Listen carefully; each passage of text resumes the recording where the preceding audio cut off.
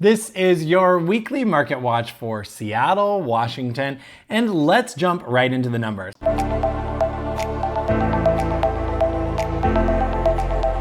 Today it is Thursday, February 13th.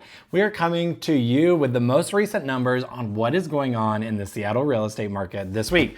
So last week I was gone on vacation. I am back now. I can't say I'm fully recovered yet, but I am back ready to get to work. We have already had a busy week this week, and I'll tell you a little bit about that when we get to the stories. But first, let's jump into the mortgage rate. So today we see the 30-year fixed at 7.04. That's down 0.09% from yesterday. So not a lot of change. We did see this come up to about 7.1 late last week, early this week. So it is down a bit, which is good. The 15-year fixed is at 6.48, and then 30-year FHA and VA is at 6.45 and 6.47 respectively. So these numbers are not changing a lot, to be honest with you. We expected that we got into this new year of 2025 and that we would see these numbers change and start to go down, which would bring more buyers into the market. We're not necessarily seeing that. And really what I think is going to happen is that people are just going to be accustomed to this being the new normal and this being what you have when you are buying a home.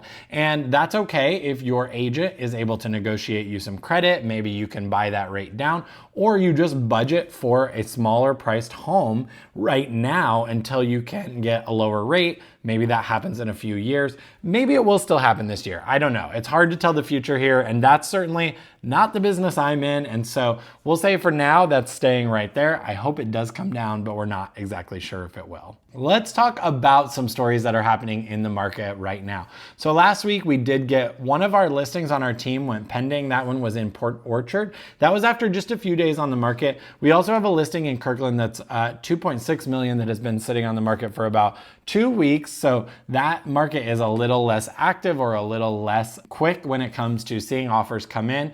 And then we also have a condo listing from the team in Redmond, which has been on the market about a week as of today. And so we are seeing consistent showings there as well. On the two other listings, we have the one in Capitol Hill right now, as well as the one in basically Westlake. We are seeing consistent showings. We're not necessarily seeing a dramatic increase this time of year, but definitely an increase since the end of last year. So we are seeing market activity and we're seeing buyers out and looking. Again, I think this is really the new normal for those buyers. Let's talk about the condo market a little bit over the past 7 days.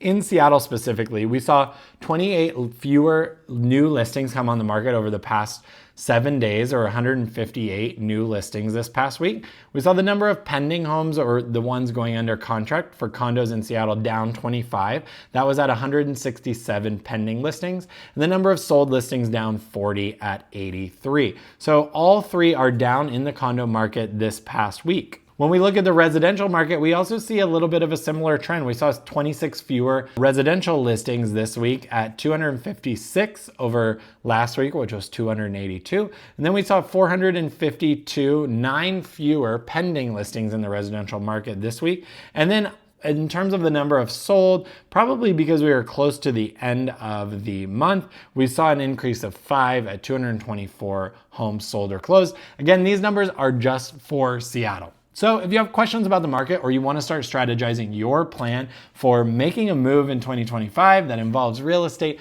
reach out and let's get started now. It does take a couple of months to get into the process, whether you are buying or selling.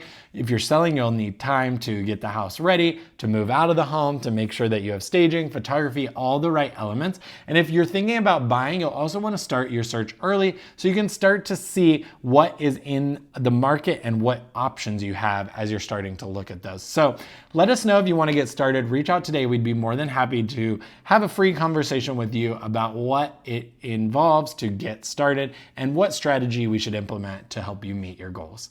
That's your weekly market watch this week. Thanks for tuning in, and we'll see you again next week.